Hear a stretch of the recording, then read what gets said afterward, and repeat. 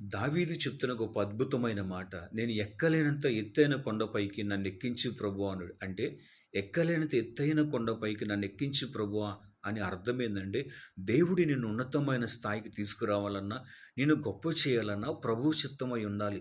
నువ్వెన్ని తెలివితేటలు చూపించినా వ్యర్థమే. సబుద్ధిని ఆధారం చేసుకోక యెహోవా యందు పూర్ణమైన మనస్సు కలిగి, ప్రభువా నా జీవితాన్ని నీ చేతులకు అప్పగిస్తున్నా. నా తలరాతలను ఎలా బాగు చేస్తావు? ఎలా నన్ను నడిపిస్తావు? నాకున్న స్థితిని, నాకున్న పొజిషన్‌ని బాగు చేసి, నన్ను నా కుటుంబాన్ని ఒక గొప్ప దీవెనగా మార్చు ప్రభువా. ఇబ్బందుల కొలిమిలో నుంచి, సమస్యల ఊబిలో నుంచి నన్ను పైకి తీసుకురా ప్రభువా అని ఎవరైతే విశ్వాసముతో తన ఇంట్లో నమ్మకంగా ఉంటారో, దేవుడు వాళ్ళని చూస్తాడు. వాళ్ళు పడిన కష్టాన్ని గొప్ప చేసి, ఉన్నతమైన ఆశీర్వాదంతో నింపుతాడు. వాళ్ళు ఎదుటి వాళ్ళకి అన్నం పెట్టే స్థాయికి వాళ్ళని తీసుకొస్తాడు. అలాంటి స్థానంలో నీవున్నావా? లేక నీ సొంత నిర్ణయం తీసుకుంటున్నావా? ఆలోచన